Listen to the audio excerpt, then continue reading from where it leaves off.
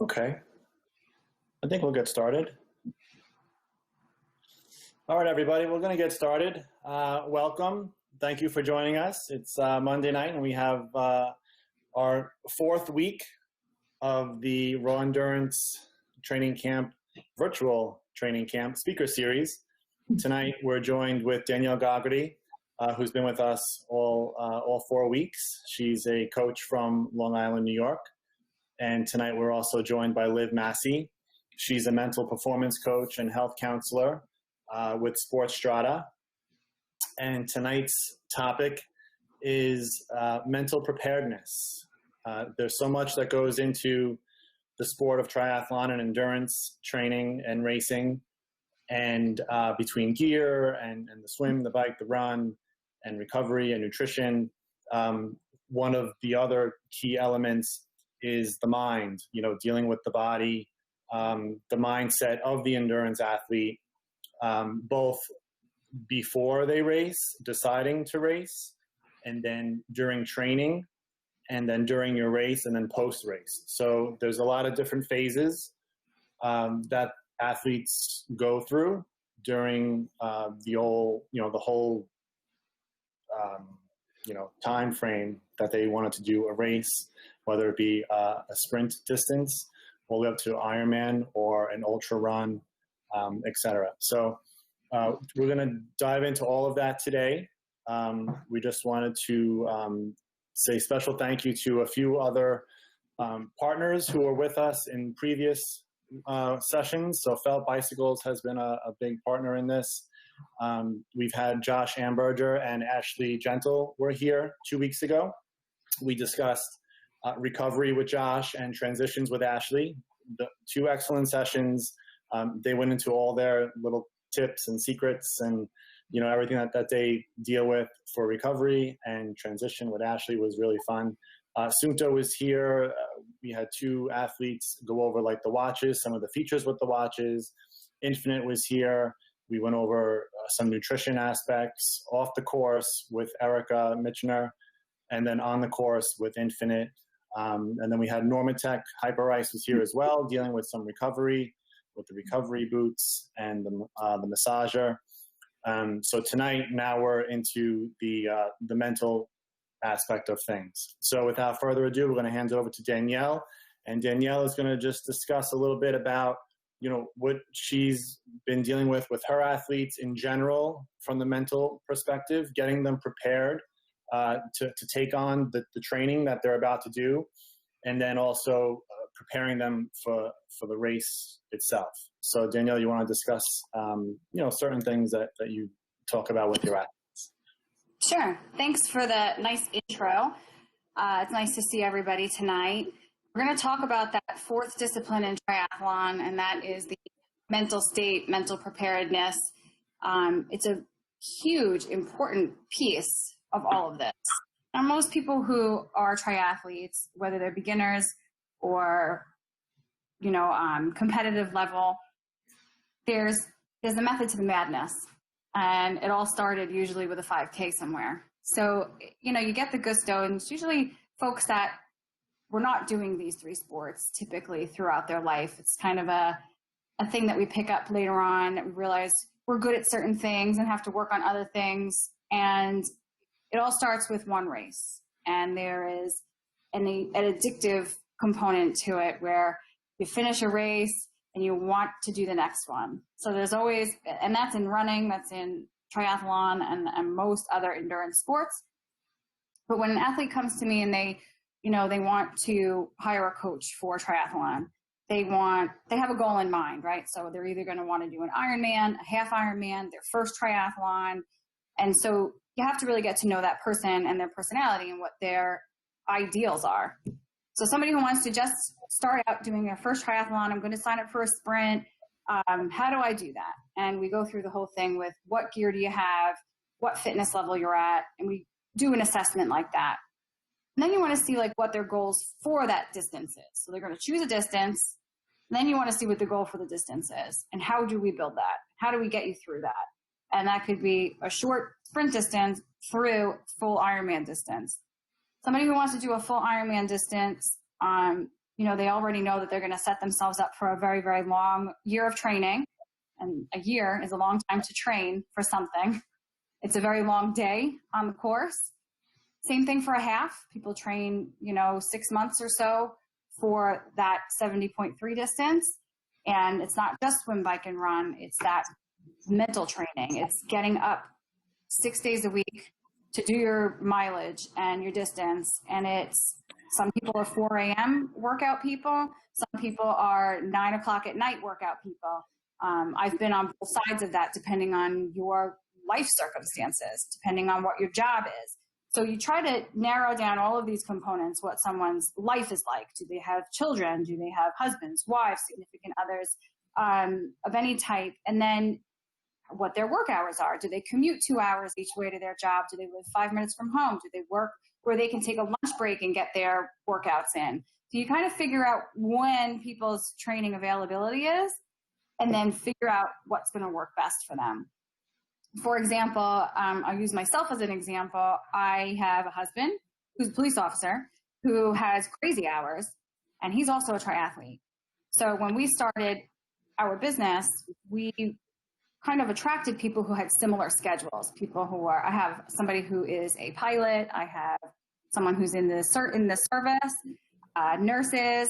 I have a couple of interesting profession people who have very quirky hours. So we're able to really understand that type of athlete who has to work their schedules around. It's not your typical Monday through Friday training and then long stuff on the weekends. Sometimes our stuff is long in the middle of the week and shorter on the weekends, just the way that it falls. So with that, you're trying to balance all of these things. And then when you choose your distance, you choose your race, you figure out how you're going to train for it. Now it's getting into the training. Some people are not excited swimmers. Some people hate the swim. Some people are scared of the swim. Some people don't like to swim in the pool. They don't like to swim in the open water, and vice versa. You have somebody who might be afraid to swim in the open water. And there's all kinds of mental things to prepare for with that, not only for your training, but for your racing. Swim training, you can go to the pool by yourself, but you can't open water swim by yourself. You have to have a swim buddy or a group that goes out together and swims together to stay with you. But what if you're somebody who feels like you're too slow to keep up with the group, and then you're in this, it's like an all evolving stockpile snowball effect mental thing that you have to get through. So it's like you have to get down to the water. Then you have to figure out who's going to swim with you. You don't want somebody waiting for you because you're too slow, or you don't want to be too far ahead of someone else who's slower behind you. And then when you get to racing, the swim is another thing. You have to learn how to deal with other people around you, dealing with other athletes and their anxieties. And everything is always heightened right before a race, let alone longer training stuff. The bike, things that you might face on the bike, people don't know how to maybe, or don't like to clip into their pedals. Maybe they like riding with a pedal cage. Falling, they're afraid of crashing. Some people, and that's adjusting to like where you situate your bike, your nutrition and your fluids. People get nervous. Some people can't reach behind them. They're not very good at it. Some people can't reach on their frame. Some people have to stop to take their nutrition. The run, same thing. Some people think, I'm going to have to walk this. I can't run that far. And it's a lot of like self-doubt, I think, that goes into this sport in general. And a lot of it is, and racing a triathlon is a big sense of accomplishment for somebody. So like I said, whether you're being competitive in the sport or you're doing it just for a personal goal of finishing, there's so much in between. For myself, like even before I was coaching, I was not a swimmer as a child. I was always a runner. And you get better at each of these disciplines, but I've done everything from qualifying to national races and being invited to world championships to DNFing in a race. Like, it's just whatever turns up that day is what's going to happen. I have showed up to a half Ironman and looked at the water in the morning and walked away. Like, it's not happening today. And then sometimes I've had PR swims in 70.3 races. It really is training your mind. So that said, when we discuss training and how each athlete trains, and every person is different, some athletes like to do group stuff, and that keeps them focused on the task at hand. It also gives them good company. It's what they enjoy doing with other people. Some people like to do their training by themselves. I'm somebody who trains mostly alone. I like group setting, but I'm somebody who has their treadmill facing a wall. Why?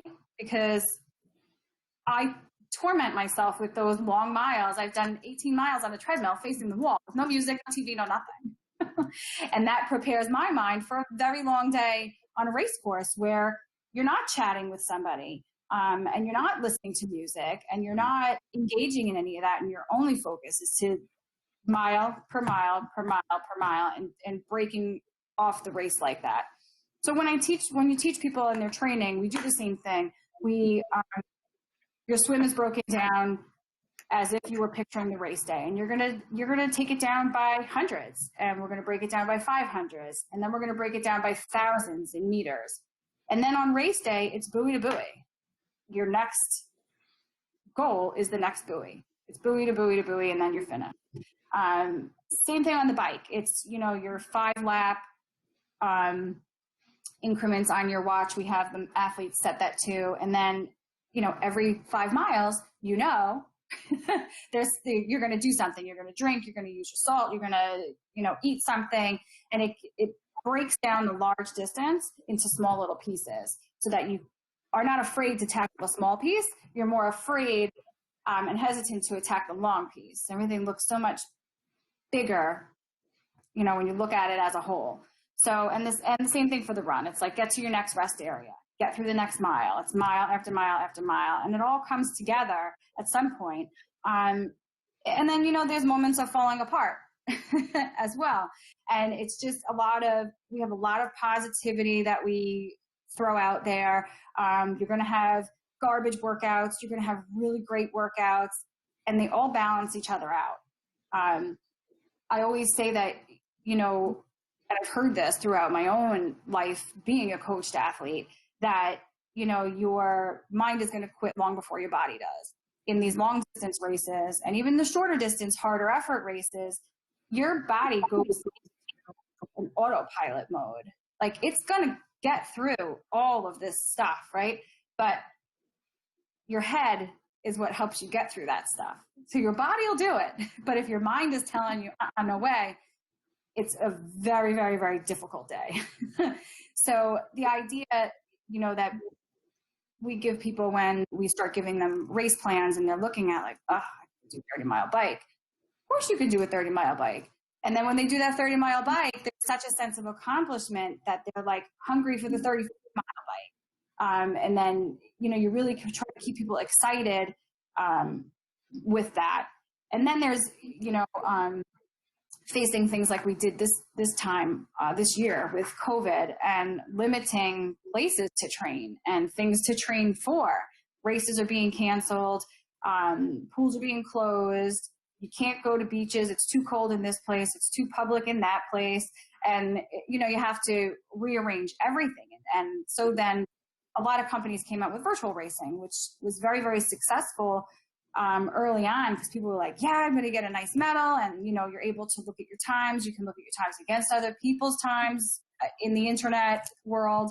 And it kept people motivated for a while. And now I think, we're moving into a pattern where we're trying to keep that positivity and keep people, in a mentally stable state with what was quite boring training for some time. Those 3 months were pretty key in a triathlete season, at least in most of the Northeast. That's our season.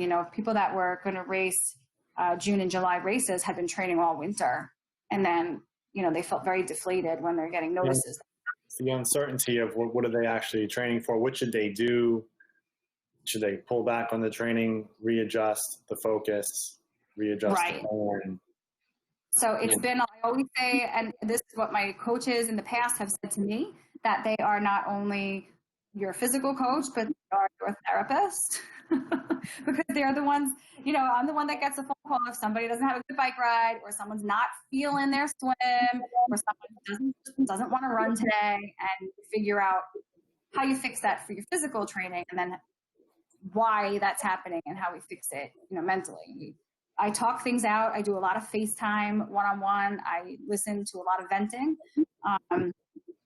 And like I said, I kind of counter everything with just a bit of positivity. We look at the reality of it, and then we find the positivity in that, and then we just reset. And like we've said throughout this whole series, a theme with triathletes is accepting and adapting. So it's, you accept one thing, you adapt to it, and we move on.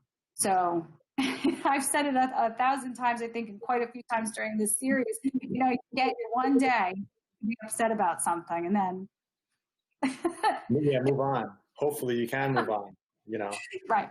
There are, there's setbacks. I mean, people and have refocus. Not only fears and stuff like that, but then we have injuries. I live with 3 or 4 existing injuries at all times. So it's, when an athlete has an injury and they were running so well and now they have some plantar fasciitis, that's setting them back 2 weeks. They're not allowed to run. And that's depressing when someone can't run, if you're a runner, right? I mean, things like that. Someone who has hip issues and can't ride their bike, someone who's got shoulder issues and can't swim. What do we do instead? How do we, break through that and not get in our funk, so to speak? So those are the things, I'd like to hear from you, Liv and Dave, what you think about that, because we've all been there and we all have athletes that, are contending with some of that, especially, we're going to go, the gates are going to open and it's going to be like hot rush to the finish line for everybody. So there may be something we can do to prevent some of that. So that's pretty much, points that I wanted to cover quickly and then ask for guidance with. Yeah, that's a great lead in. Thank you so much for all of that. You covered a lot in there, and hopefully now, that was like the big picture. Maybe Liv could kind of dissect everything and maybe give us some perspective, from, I guess, the clinical point of view about what is really going on in the mind of the athlete. So let's maybe start at the very beginning. What type of person is the endurance athlete? Yeah. So Danielle, thank you for that. I was taking notes feverishly over here. I don't know if you saw, but all that information is so fascinating to me. All those little details is really it's amazing what a triathlete has to have in their mind going into a race, going into training, going into even thinking about doing this. So that was very interesting for me. I learned a lot. And, in terms of that question is what is the mindset of an endurance athlete, or what type of person is an endurance athlete? I have sort of 2 opinions here. I think that there are certain people that are a little bit more hardwired for that type of, endurance, can grit through a lot of things. And then there are some people who aren't naturally that way, but they can build mental skills and build their ability to be better endurance athletes. So if you're someone on the call who's maybe just starting this and you don't know if you're, meeting the profile of a triathlete, I do believe a lot of this stuff is skill-based, not personality trait necessarily. However, I think there are some personality traits that, help. But outside of the personality part, I think the most successful endurance athletes that I work with, professional marathon runners, really long distance open water swimmers, there's this mindset that, and I'm sure many people on this call have heard this before, but the growth mindset versus the fixed mindset. And what a growth mindset is when you're faced with challenge or a threat or something really hard and you don't know how to get through it, instead of saying that's a threat to my ego, that's a threat that could I could fail, so I'm not going to try. People with a growth mindset they get more curious about it. They get, how can I adapt? How can I be flexible? How can I try that? To me, those make very successful endurance athletes, because there are in a long race, there's a million setbacks. So if you can take those in stride and mentally have a way of viewing that's not seeing all that as a threat to you, it's very helpful in terms of being able to stay in the sport longer and stay in the race longer. You know, and the other thing I think about a lot is this idea of determination, you know, determination and persistence versus rigidity. So kind of a similar concept, but, you know, we think of endurance athletes as being really rigid, like they stick to their training. They do what they're supposed to do. They wake up at 4 a.m. They do all this. But rigidity is, if something is rigid, it's breakable, right? So I actually think endurance athletes they're more determined. They're after a goal, and they're willing to do anything to get to that goal, including be flexible with their goals and how they get there. And that's huge. And then the last thing I think is just, we always leave this out when we're like in the intense world of performance, but like enjoyment. It has to mean something to you on a deep, deep intrinsic level. And it's not always fun. Actually, it's probably not fun 98% of the time. But, you know, there's something that it gives you. It fuels you. It's either self-fulfillment, you know, it's some kind of joy, some kind of satisfaction at the base level, or it's really not worth it. So there's something in there, and sometimes it's really helpful to try to find that when you're feeling really lost or really struggling, because that's there or you wouldn't have done it in the first place.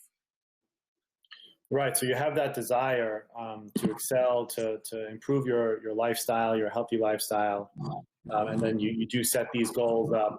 And I think that once you do put a race on the calendar, those goals become more real, and then the focus is that much greater. So starting with the athlete, now we're transitioning into training. So much training goes into this.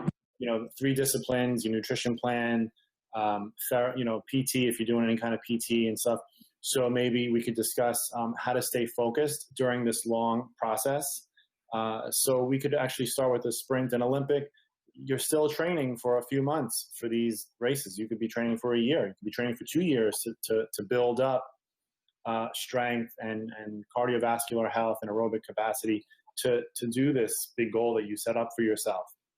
So Liv, so how do you stay focused during all of this long process?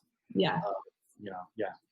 Yeah, I mean, that's a great question. And it's one that, like, I'm not going to claim to know the answer, because I actually think that's a very individual answer. But from the athletes that I work with, I think the biggest thing about staying focused, again, goes a little bit back to this idea of motivation. If the training that you're doing and that race that's on the calendar maybe 6 months from now, it has to mean something, or you will not wake up at 4 a.m. to do it. And I also think, you know, this is a big marathon term, but also with triathlons, is segmenting is a really big part of this. Because if you look at, oh my God, I have to train for 6 months, or oh my God, I have to train for a year. I have to get up every day at this time. I have to eat this. I have to do all these different things. It can be extremely overwhelming.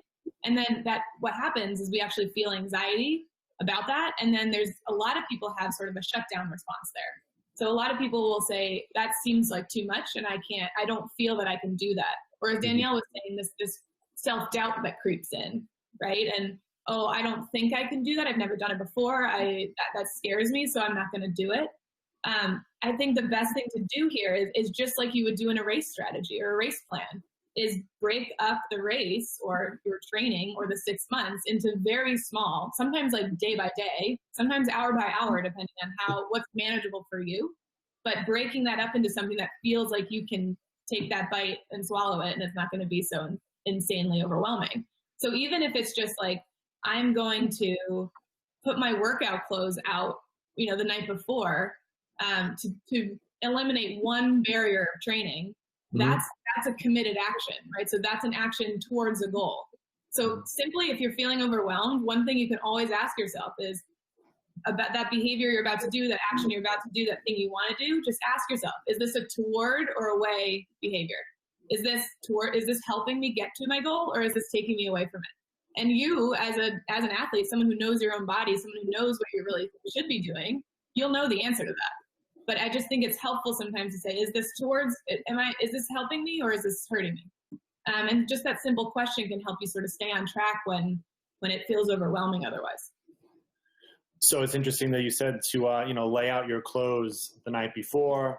Yeah. that comes into like some pre-planning. And the other night with the nutrition segment, we heard Erica talk about, plan out your meals. If you could, prep, like meal prep is super important.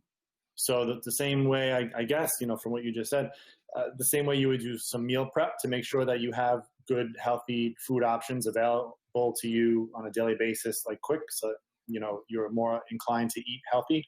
I guess if you have everything prepped and ready to go, it's one less obstacle to bring you away from what the activity is and bring you towards it. Exactly. So, yeah, so that's very interesting. So maybe everyone could, just think about some of the things that you could do. Set up your nutrition water bottles, have them out on the counter before you go on that, 3 or 4 hour bike ride, so that when it's time to go, you don't have to go, looking through the cabinets and, where's my cap and where's my powder and what am I going to eat? And because it is anxiety, have your spare tire kit ready to go for your bike rides, your helmets, your sunglasses, have everything ready to go for your training sessions. So it is one less thing you have to worry about because you have to focus on your training, which is a 3 or 4 hour, session.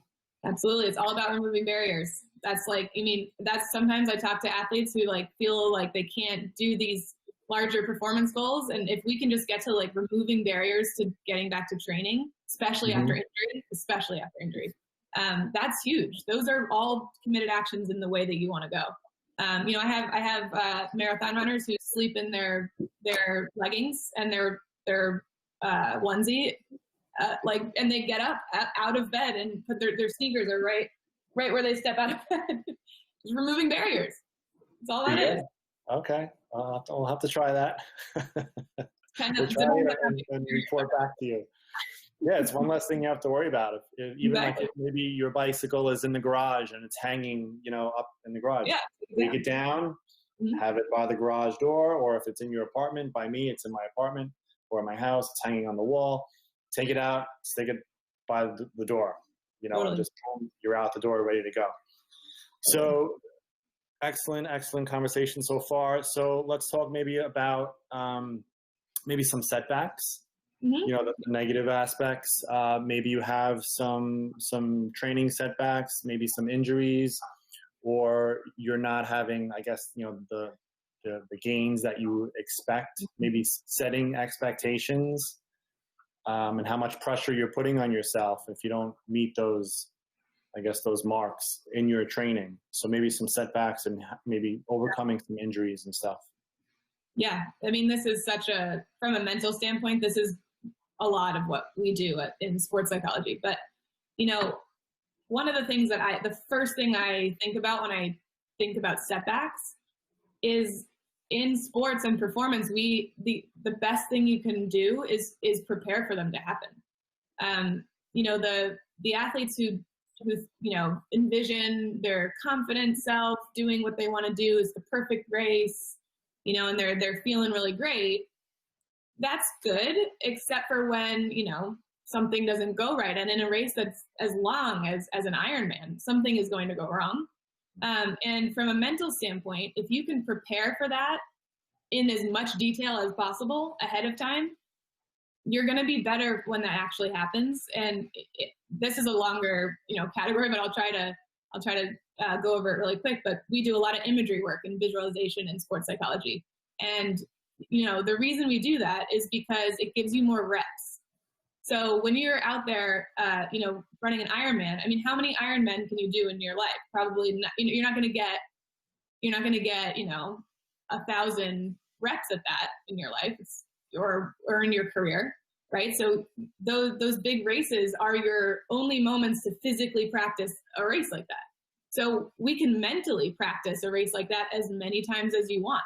And what happens is if you start to build in a flat tire or the water's really choppy and you're not used to that, your breathing's off. If you can start to have a plan for if that does happen, you're going to be so much more likely to have skills already on retainer for you to pull in those moments when they do happen, as opposed to an athlete who's not been mentally prepared for these setbacks.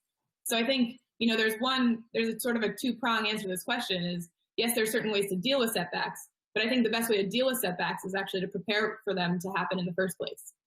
That's because they will. And in terms of when they do happen, I think what happens for most athletes is when there's a setback.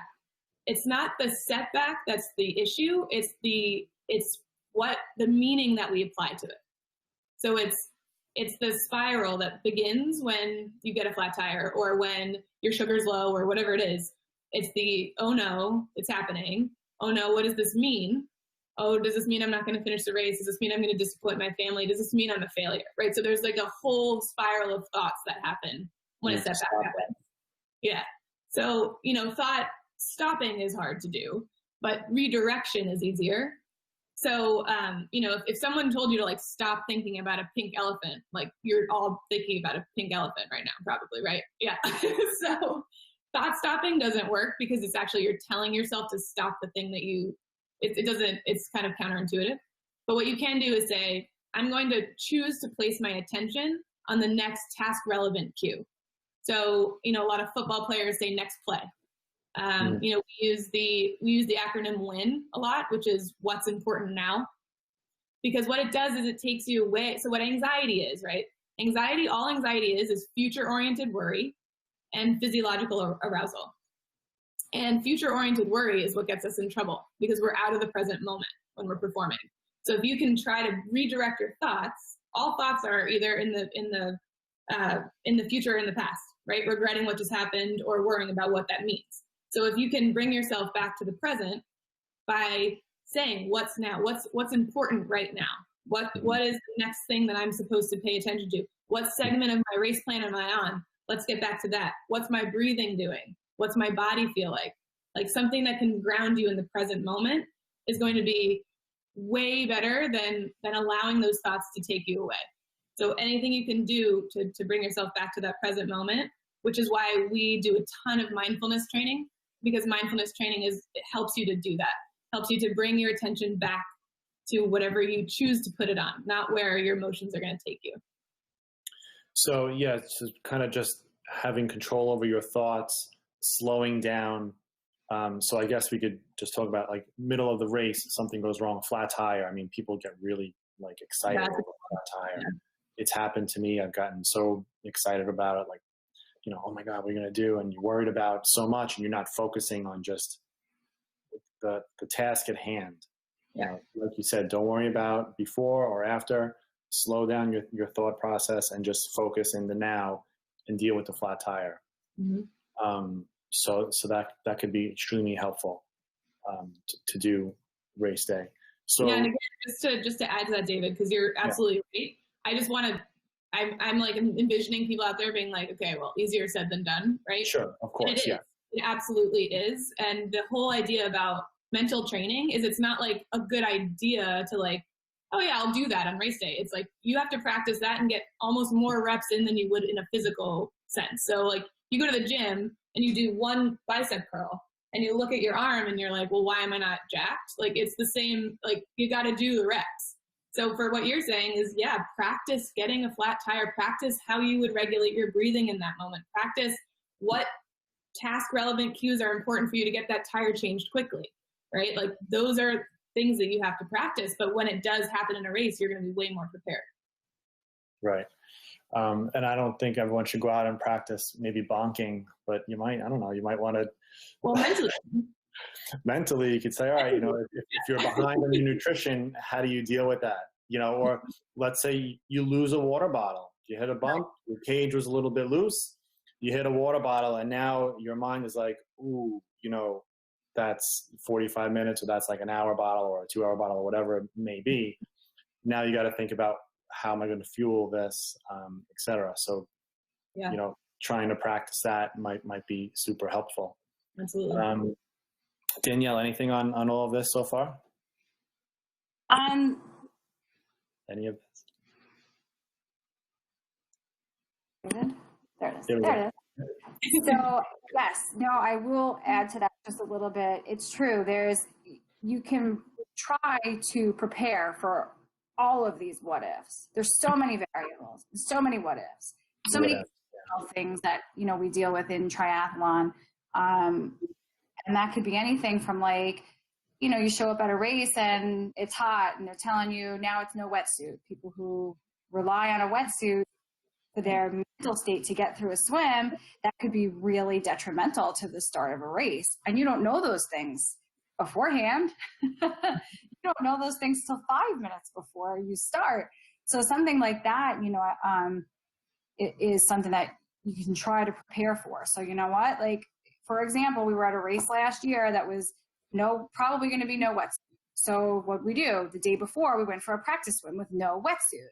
But you knew what that body of water felt like with no wetsuit, just in case there was no wetsuit the next day. And that's, you know, one way to try to prepare for something like that, or be as well prepared as you could for that. I've had people, and I've been taught to train in conditions that are brutal and unbearable, because if you can do it in a training, then you'll be able to contend with it on race day. So yeah, you know, you don't want to go, like, people tend to train outside only when it's nice out. You don't want to go for a bike ride when it's pouring rain, but you really should. Super important. Yep. In the pouring rain, because guess what? You got to figure out how your brakes work. Yes. You can see through, you know, visors and sunglasses that are foggy and wet. Like, those are things where panic ensues if you're not prepared for them. You know, the heat, people who, or the cold for that matter, both extremes. People like to run early in the morning because it's not so hot. But if you're going to race in the deep south in August and September, you need to know what your body feels like when it's 100+ degrees and 100 dew point. Like, you need to feel those things in order to get through them mentally too. Otherwise, it's a real surprise, and it's going to be a really long, disappointing day if you're not prepared for some of that stuff. So, and a lot of it is just trial and error.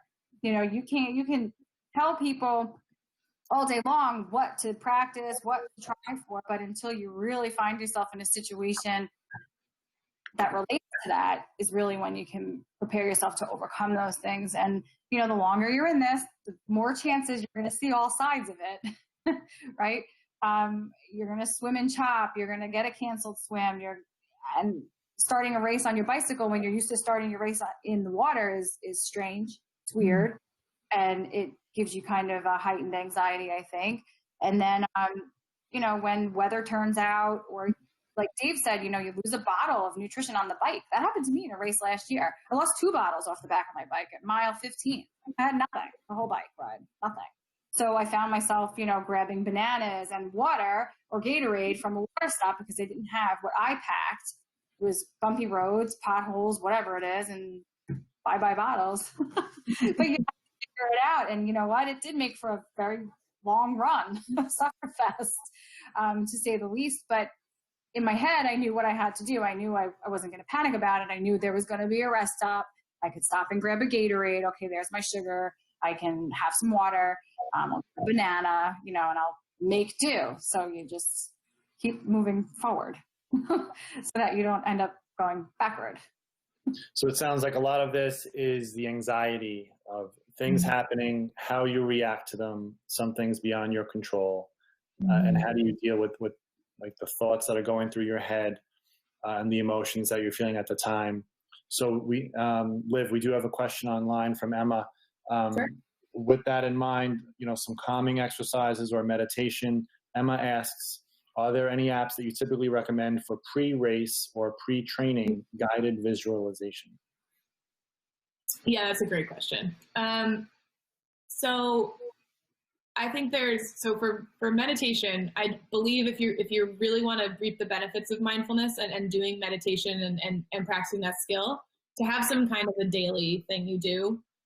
For the daily stuff, so not the pre-race, but the daily stuff, you know, I think Headspace is fantastic. They have a whole subset now for athletes.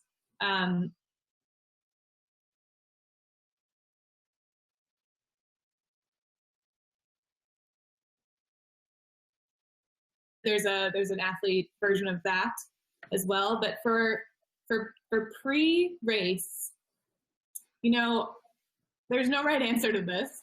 I would find something that either is a recorded imagery script that's made for you, that you either make yourself or you make with a coach, or you make with a sports psychologist or something, but something that is preparing you for exactly what you're about to do, but giving you some skills, some things to think about, some little gems that you'll take with you when you start.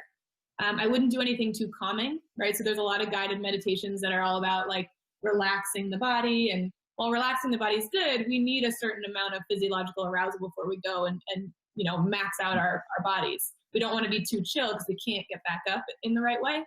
Okay. So I would do something that gets your heart kind of going because you're excited, right? And having that script help you to reframe nervous energy into excitement. There's a great quote. It's a Steph Curry quote. He said, I get butterflies in my stomach, and I still do. But before those were hard for him to manage. Now those butterflies just tell me I'm ready to perform. So he's reframed the same physiological arousal sensation into something that's good, that he knows is on his side and is going to be helpful. So reframing things like that is really helpful. And finding a script that can do that for you is great. And you can certainly make your own. I know tons of athletes that do that. Great. And it's also a nice kind of segue into race day, race day jitters. Oh, yeah. Maybe pre-race, what's everyone's routine? Are you, after you get all set up, are you actually off on the side with your earbuds in, just listening to some music or some calming audio, or are you kind of chatting it up with everybody? I mean, everyone's different. Everyone handles things differently. Are you focused? Are you running through the race in your head, kind of off to the side from everybody? I think one important thing race day is to get there super early so that everything is taken care of. There's so much to take care of race morning, if it's like a local race. If it is, I guess, a traveling race, you have like the expos the day before. You have maybe some briefings. If it's an Ironman, a bike drop-off, special need bags, etc. I guess the overall is just get there super early because you never know what the morning is going to be like. And I think one of the negative things is, or I guess, something that you really don't want to kind of deal with is being late, being behind, being rushed. And then that stress and anxiety gets, super elevated. Yeah. So if you're there super early, you get a parking spot, you set up your gear, you check your bike, everything's all situated, you get your body markings. And then that's just check things off the list. It's less to worry about race morning. So maybe we could, talk about race morning jitters, and then especially the swim start. Now you're in your corral, swim cap is on, goggles are on, and you're waiting to get into the water. What's going through your head. So maybe race morning and then transition into you're going to start in 30 seconds. Yeah, I mean, for me, I think I'll say something sort of larger, and then Danielle, if you want to talk a little bit about the specifics of that, you're the pro here. So I'm talking from a anxiety standpoint. Everyone gets race day jitters, right? Mm-hmm. And one of the easy ways to reframe that means you care, right? It means this is important to you. If you weren't nervous at all, that to me is a little bit more concerning than if you were. So just know, like, I don't know if it's helpful to say, like, this is normal, it's okay. So that's one thing. And then the other thing, as I said, anxiety is future-oriented worry and physiological arousal, those two things together. That's really all it is. And physiological arousal, as we talked about earlier, is something you need. So to say, so all of anxiety isn't bad. Actually, half of it is actually what you need to perform. It's your adrenaline. It's you're amped. Your heart rate's going. Your blood's pumping. It's oxygenated. That's what you want. It's the future-oriented worry that is pulling you away from the present moment. And if you're not in the present, you can't respond or react to what you need to do. So if we can try to pull that back, and a lot of that is controlling what we can control. And I know everyone on this call has heard that. And sometimes it can be hard to be, it's like, well, what can I control exactly? One of my favorite things, and most of my athletes that I work with, they write it on their arm, they write it on their shoe, It's somewhere very visible on them, but it's APE, like a gorilla. It's an acronym.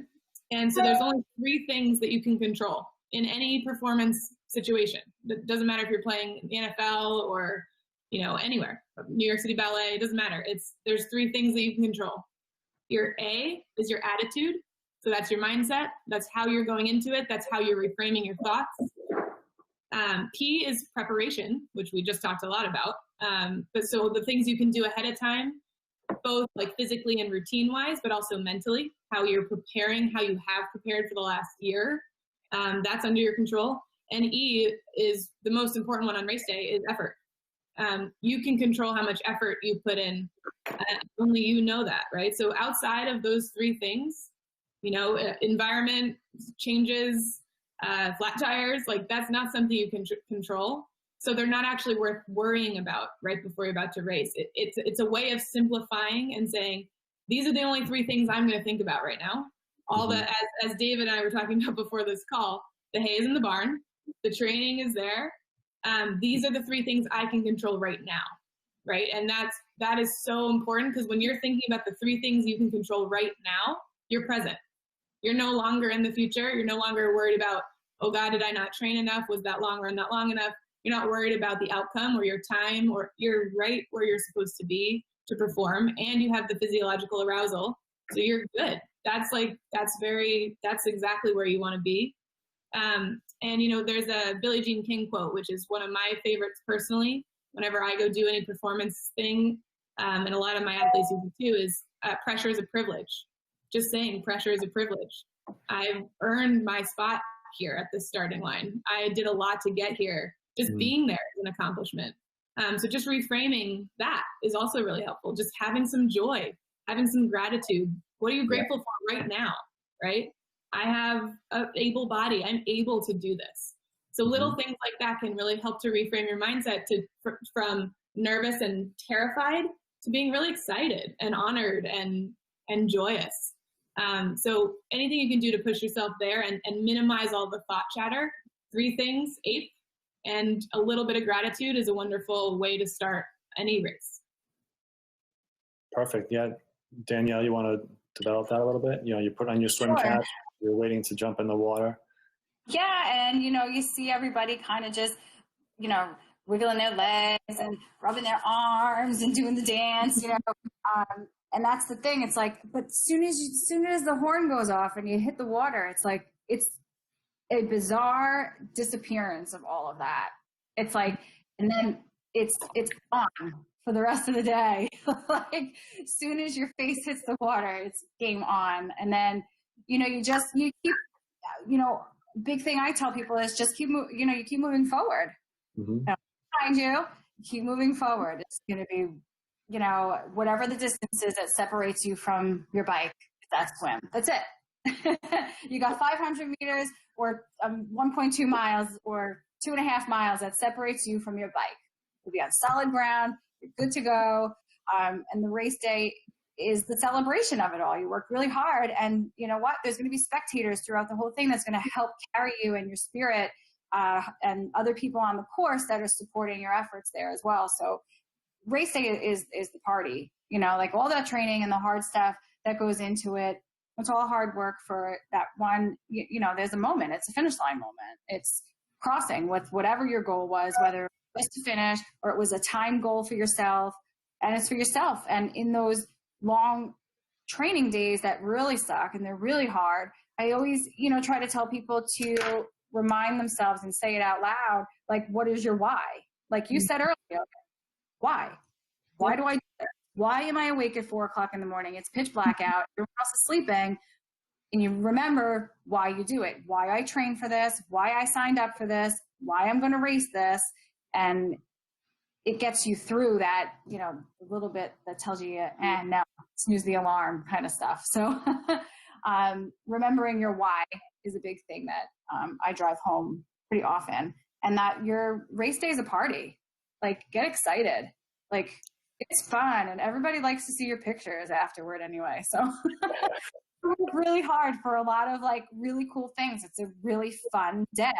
even when it hurts and when it's hard and when it's hot and when it's cold and when it's raining, it's still, you have stories to tell from that day, no matter what, if it's a sprint and, you know, or if it's an Ironman.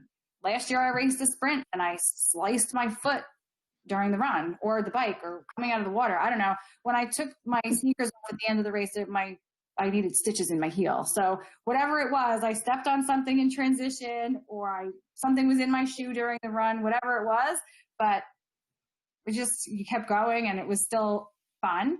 And I still had a funny story to tell. And everyone laughs when you say you do the race with your foot bleeding through your shoe, but I kept, you know, other things were keeping my mind busy. It was really hot that day. I had a time I wanted to hit and I didn't pay attention to those things. It just kind of evolves that way. And that's what I just always tell my athletes, and they're all pretty receptive to those instructions. No, that's good. That's good information and to think about. And, you know, once you are in the water, then I think a lot of that anxiety has come down because now you're past it. Your race has started. You're in the water. Now you're dealing with the task at hand, which is getting to where you want to be, dealing with, you know, everyone swimming next to you. So then maybe, you know, after a few minutes, you can settle into your race and now you're comfortable. And now you're thinking in your head, like, this is just like I practice. This is just like my training. If you were fortunate to swim in that body of water before race day, then you're ahead of the game. You know what you're sighting on. And it's just like a long training day. So you could think about that. And then, you know, as the race progresses, hopefully things are going well for you. And then maybe your anxiety levels have dropped a little bit. And then you, like you said, you segment it and then you deal with each part of the race, you know, as it is now. So now you're thinking about, you know, you're in the water. Don't, you know, think about the bike, think about your swim, think about your stroke, think about getting away from the person, you know, passing someone or staying back if they're trying to, you know, go too fast. You know, think about your breathing. You know, your mind is, you know, just in use the whole entire day, you know, the whole entire event. So just kind of take it easy and deal with everything, you know, the swim, the bike, the run. So with the finish and enjoying the finish, because that's why we do this, we want to finish the event. So let's just talk a little bit about the race finish. There's hopefully some excitement. There might be some disappointment, expectations. Your family is there, your friends are there. Hopefully things go well for you. So how can we deal with, you know, the last maybe couple miles or the last couple 100 yards in your event? And now it's like, wow, you know, this is going to happen. I've worked so hard for this. This is so exciting. It's fun. Things have gone well, or maybe they didn't go well and you overcame them in the middle of your race. Whatever it may be, maybe things didn't go well at all, but you still have that finish line right there, and your friends and family, you know, may be there to support you, or your teammates.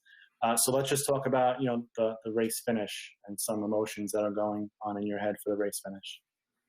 Liv. Yeah, I'll jump in, and again, Danielle, feel free to come in. You know, I think the one that sticks out to me the most there is the disappointment part, because to me, the excitement part with 100 yards left or whatever it is, like, to me, or at least in the races that I've watched and ran myself, like, that's the time to, like, eat that up, like, let that be fuel, let that, like, get you over the line. Like, that's the best case scenario. The disappointment, though, is also super real and happens, and can be very, you know, devastating if depending on what the meaning is attached to that.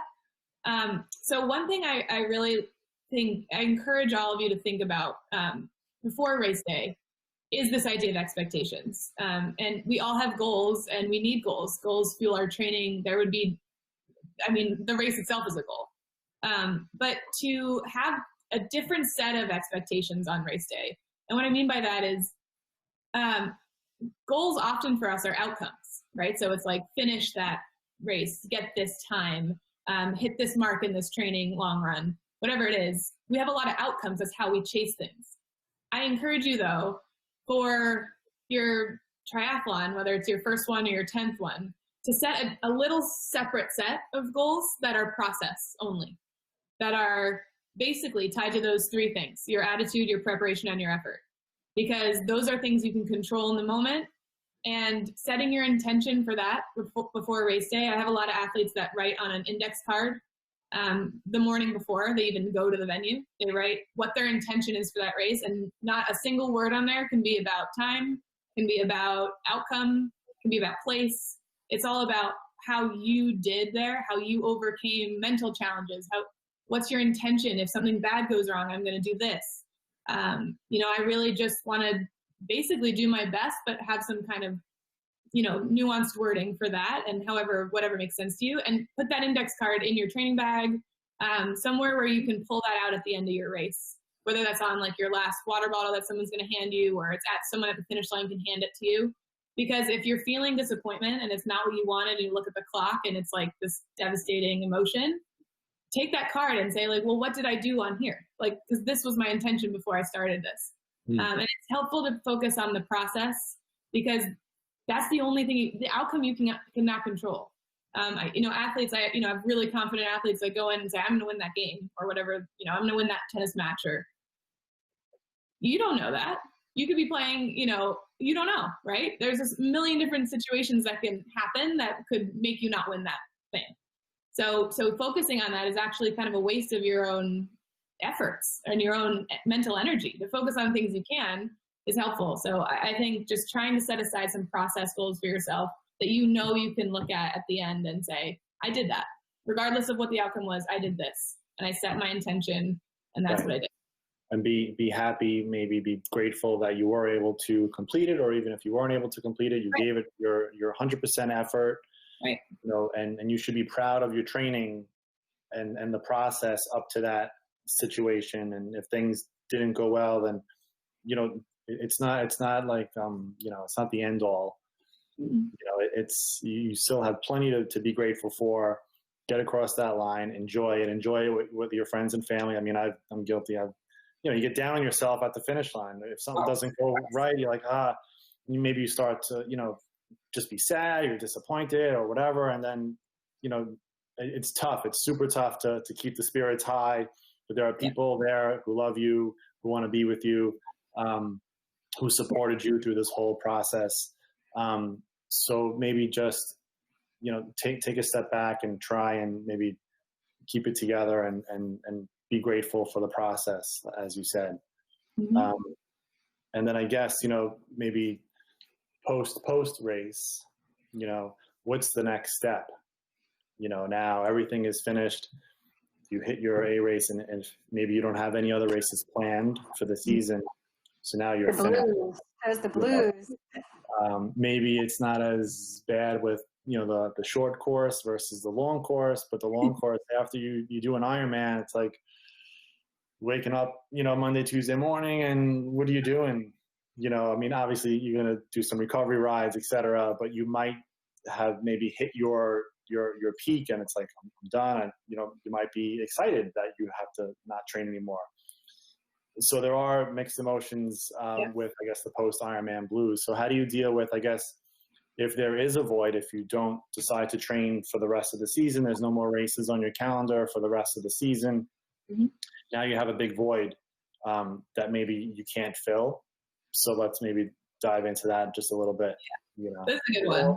Or actually, maybe now there's room to bring on something else that maybe you put on the back burner. Maybe you're doing, spend more time with the family. Of course, that's always nice to do.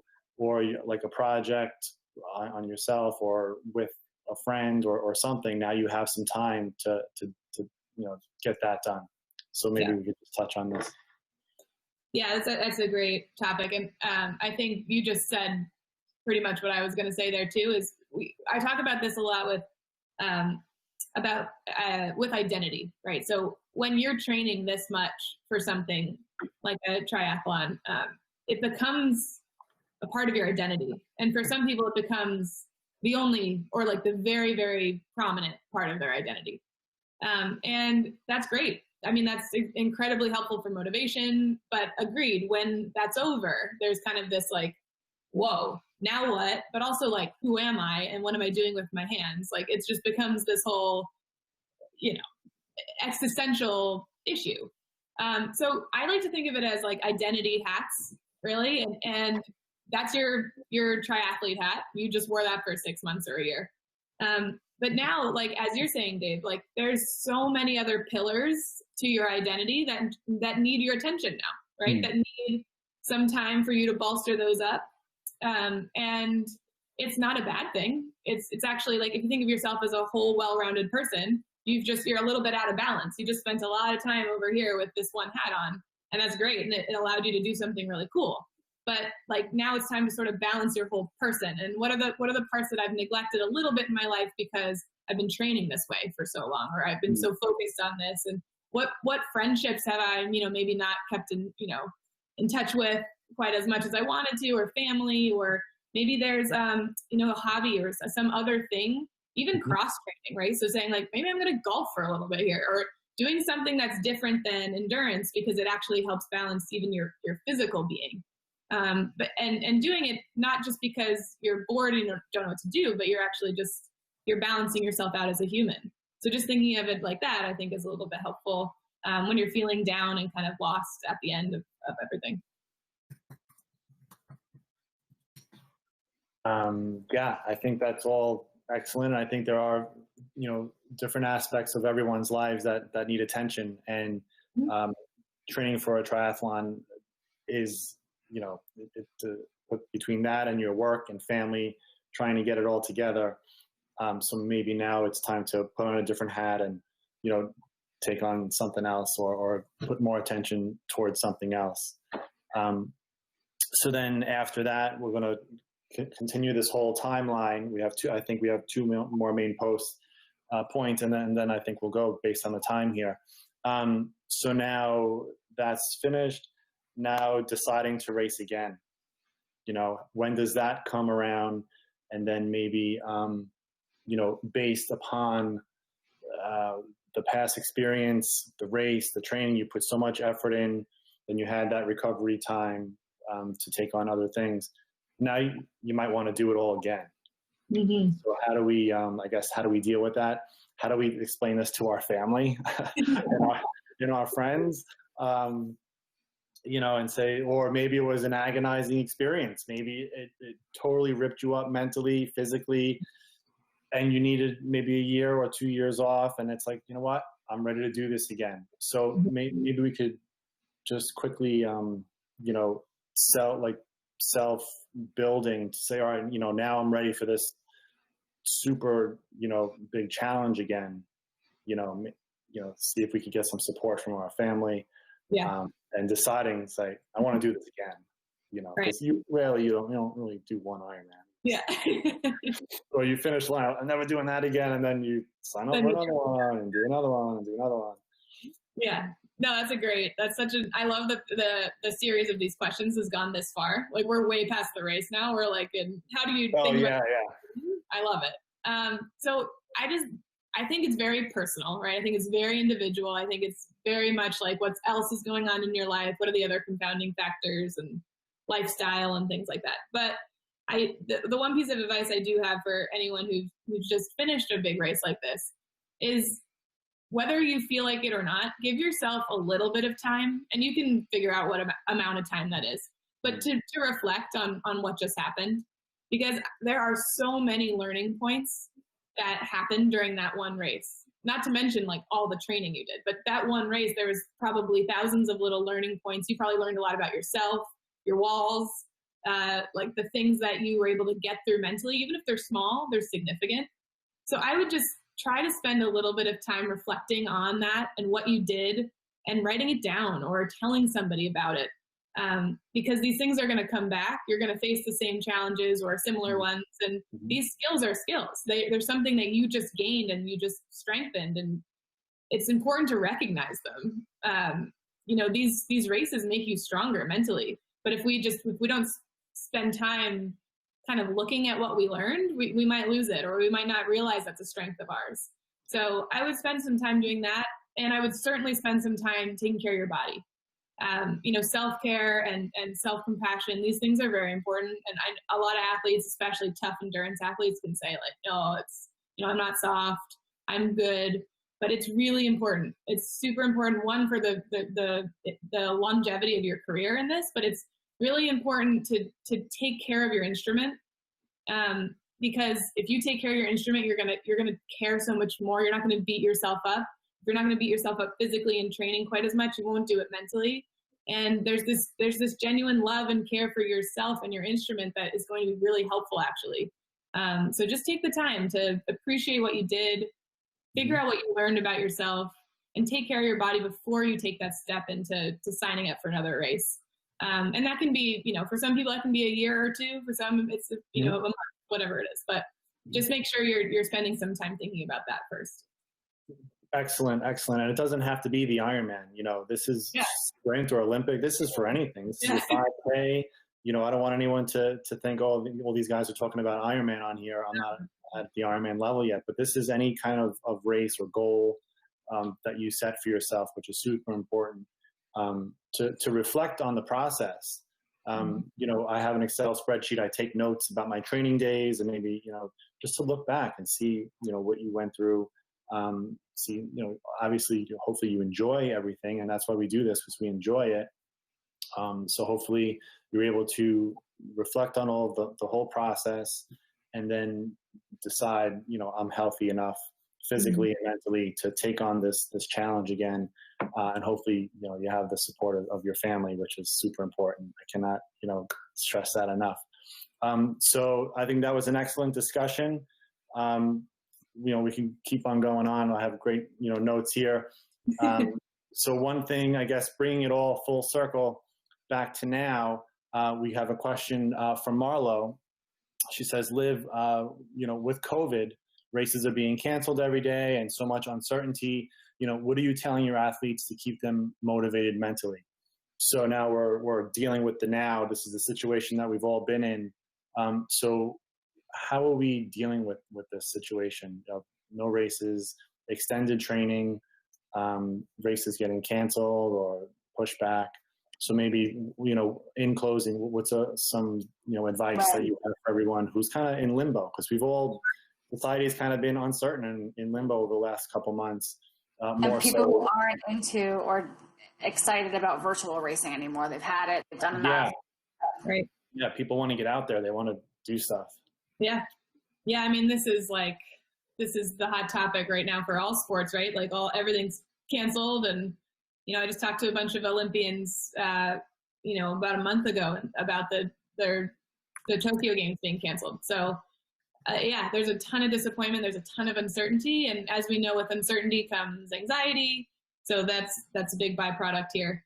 I think I've been treating, with the athletes that I work with individually, I've been treating this COVID situation almost like an injury. It's something that's taken you out of the game, just as a sprained, whatever it would. It's a little bit different, but you're still kind of not at full capacity. You're not able to do what you thought you would be able to do. So when we treat injuries, as we talked about earlier, thinking about the things that you can control in the situation, because right now we really are out of control of a lot. And the things that you can control in your training, that's what you got to focus on and sort of try to stay present with that. I know it's boring. It can be, it's not super fun, but try to remember, what Danielle was saying, remember your why. The training, you're still benefiting from this. It might not be as fun because we don't have in-person races, but there's things you're learning. You're overcoming a lot. If you're still training through this right now, like if you're on this call right now, you're being flexible. I always talk about, I don't love the term mental toughness because I believe that's brittle, that can break, that can be disproven. I like mental strength and flexibility.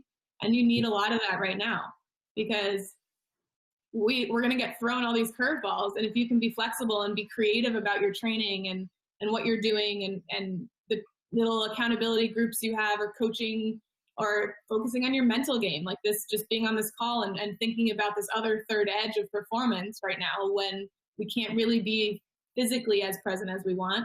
These are great ways to continue moving towards our goals in that way, right? So like just being on this call is a toward. You're doing something for your best interest of your goals. And I always say when you're injured and when you can't be out there the way you want to be out there, mindfulness, developing a really good mindfulness routine in this time where you have time is a really wonderful use of your time. And imagery work, because imagery work you can do anywhere. You don't need to be out there. You don't need to be in the water. But it's helping you practice skills. It's helping you get reps so that when you do get back out there, you're more prepared than you would be. And you're probably more prepared than a lot of your competitors or other racers for putting that mental conditioning in now. So I would say it's not super fun, but those are the things you can do.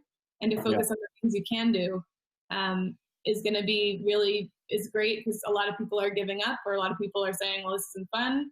But there's always things you can do. There's always 1% more you can do. So I think that's what I would say there. So excellent advice. And maybe actually this just came over, maybe like a part 2 from this, from Julia. Do you have any advice on what to say when the average person asks what you're training for with all these races canceled? Maybe people don't understand. It's like, well, why are you training? Everything's canceled. Why are you training? Well, it's because I want to train. Maybe Julia wants to train. Maybe she gets enjoyment, excitement out of it, and to be ready for when the races open up. I mean, kind of everyone I think should be ready within 3 to 4 weeks. As soon as the race opens up, we should be ready to go. Perhaps you should be ready to go because you've maintained this level of fitness this whole time and the discipline. So when something opens up, when, as soon as these, everything's, lifted, all the restrictions are lifted, you're ready to go. Like, that's why I'm training. So maybe just, what should Julia tell her friends or people? No, I think you're right. I think you're absolutely right. There's a million, and this is Danielle again, right? This is your why. Why are you training is there could be a million answers to that. But I wouldn't be, I think it's very honorable that you are still training. This is a hard time to be an athlete in this world, with everything kind of being taken from you, being changed in front of you, with no answers ahead of you. That's a really, really hard environment to continue on, and you are. So one, I say, Julia, that says something about who you are as an athlete. And why you're training is up to you. If it gives you something and it's helpful for you and it keeps you fit and keeps you mentally clear and it keeps you ready, right? You're maintaining something that you've worked really hard for so that you can do it when it comes back. So I think there's a million reasons why you're training. I think you just have to find the one that means the most to you and the one that you feel comfortable sharing with people. Perfect. And I think with that, that's a perfect segue to wrap this up. Liv Massey, thank you so much for joining us. This has been a wonderful conversation. So many important factors here, that the mental well-being of the athlete, super important. Danielle, thank you for all your insight to, training and race day, your stories, your insight with how you, deal with your athletes. I'll give everyone Liv's email address for contact. Liv, if they could reach out to you. This video, I'm slowly uploading everything to YouTube. All of these video sessions will be on YouTube. Just want to edit them out a little bit, the beginnings and the end. And then they're all going to be available because these are excellent topics that we've discussed over the last few weeks. And our final session is on Wednesday night, June 24th. We have Mirinda Carfrae is going to sit down and talk with us live from Colorado. We're super excited. We're going to discuss her training and how she's adapted. Nice. The pros have to adapt the same way we have adapted. Right. We're going to discuss her training Wednesday night with Mirinda Carfrae. We're super excited. And it was very interesting that in 2016, both Danielle and myself, we raced Timberman 70.3. I didn't even know Danielle back then, or maybe we knew each other, a little bit, but not in the relationship that we have now. And we both have our photos taken with Mirinda. So Danielle and I were at the same briefing where Mirinda spoke, and we both have 2 separate photos. So we probably, brushed shoulders, Danielle and I, and now here we are, fast forward 4 years. And we're going to be interviewing Mirinda. So we're super excited about that. Hopefully everyone joins us. And with that, I think we'll wrap up. Thank you, Liv. Anything in closing? Liv, Danielle? Thanks for having me. This was really great. Good luck to everybody for training. All right, Yeah, cool. thanks for everything, Liv. Thanks, David. All right. Thank you so much. And we'll talk to you soon. Thanks. Have a nice night, everyone. See you Wednesday. Good night.